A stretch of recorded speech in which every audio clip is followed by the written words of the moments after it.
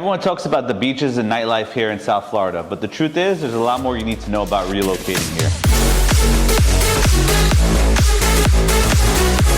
Hi guys, Joe Azar, real estate broker here in South Florida. I help hundreds of people find new homes every single year. Whether you're an investor, a developer, or a buyer just looking for their family, please subscribe here to my YouTube channel. I share new information each week. In this topic, we'll cover cost of living and market trends here in South Florida. So typically people ask me condo versus single family home. And to be honest with you, I sell more of new construction single family homes. But of course, if condo is your thing, you have to be wary and look out for the HOA fees and property taxes, and of course the financials and reserves of each building. Typically, if it's an older building, they're going to have a little bit higher HOA fees since they have to maintain the property. But generally what we're seeing, the strength and demand here in South Florida is for new construction single family homes and new construction townhomes. Generally speaking, within Coconut Grove, Coral Gables, Silver Bluff, the Roads, South Miami, Pinecrest, and a few others. Now, how does living in South Florida compare to living in perhaps the Northeast? In my opinion, you get more bang for your buck. You're buying a brand new property, whereas somewhere in the Northeast, perhaps you're buying a 100-year-old property that you have to put lots of money into renovating. Insurance, that's another hot topic for discussion. Of course, not just in Florida, but nationally. The cost of insurance has risen, but the pros with buying a new construction property is generally your insurance premiums are going to be a lot lower. You're buying a property that was typically built all concrete with new hurricane windows and door, of course updated electrical, updated plumbing, so your policy premiums are going to be a lot lower than buying an old property. Expenses, obviously you have property taxes and generally HOA if you're buying within a community, but again, most of my clients try to avoid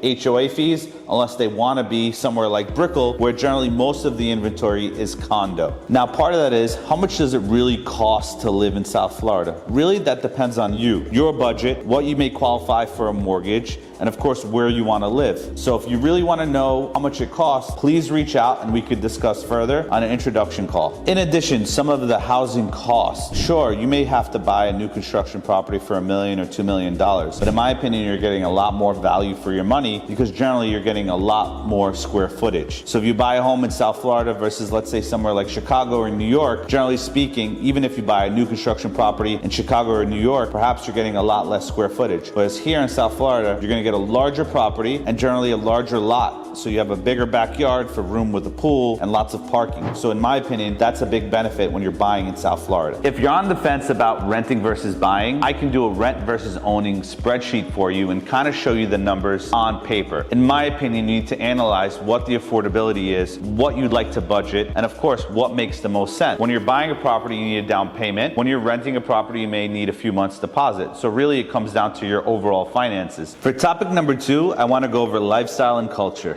I'd like to tell you a little bit about the lifestyle living here in South Florida. I've been down here about 9 years and I've seen firsthand, you could be somewhere every single day of the week. And it doesn't have to be nightlife. You could be at the beach, you could be at the Perez Art Museum, you could be out at the park. There's so many new places to be out in South Florida. In addition, lots of growth in museums and cultural diversities that you see all over, especially in big cities. You have great food, you have great artwork. I mean, you have numerous things you can do every single weekend here in Miami. Look, you have to balance the pros and cons, right? I always talk about the outdoor living, the sunshine, the beaches, you could ride your bicycle. But the reality is, you do have hurricane season, you do have a rainy month, maybe it's June, maybe it's July, very humid sometimes, and in addition, it could be 96 degrees on any given day. You know what? I'll take that 10% out of the year, and the other 90%, I could be out and about in the sunshine, discovering new places all over South Florida. So in my opinion, the lifestyle that you have here really allows you for a better quality of life. Another big part of the lifestyle here is there's lots of family-friendly places you can go to visit. There's excellent food, lots of diversity, traditions, and events almost every single weekend in any part of South Florida that you can attend. In topic number 3, I want to talk about jobs in the economy in industries like healthcare, tech, finance, and many others. South Florida is a growing market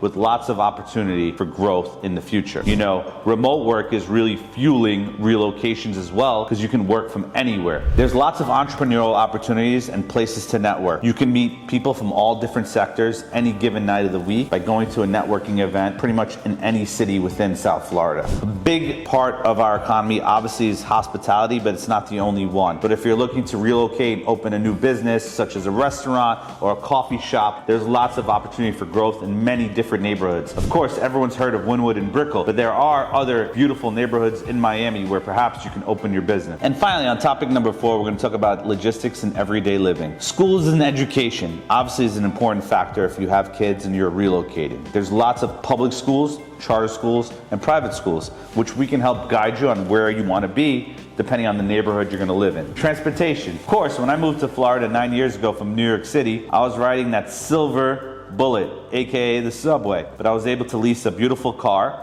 which has its pros and cons, right? You're sitting in traffic, or I'm in the air conditioner going from A to B. But in addition to driving, you do have some public transportation in downtown Miami and Brickell, such as the Metro Mover. You do have a train that brings you all the way down to South Miami and Dadeland Station. And of course, you have the world famous Bright Line, which is available to you to go from Miami to Fort Lauderdale and even further. And then you have the major international airport at Miami International Airport to go pretty much anywhere in the world. You know, some of the practical moving tips, don't forget, you need to transfer your license or ID, you need to get your utilities set up, you need to get insurance, whether it's health insurance, homeowners insurance, renters insurance, liability insurance, so we can help you with all that. But remember, when you're moving, it isn't just simple as packing your things and going down. You need to plan ahead and prep. There goes the 4 main reasons on if you're thinking of relocating to South Florida. So I hope you enjoyed today. So if you're thinking of relocating, contact the Azar team. They'll make it as smooth and stress-free as possible. And remember, you have to think about the cost of living, your day-to-day activities, jobs, and lifestyle. And don't forget, you can download our relocation guide right here in our link below.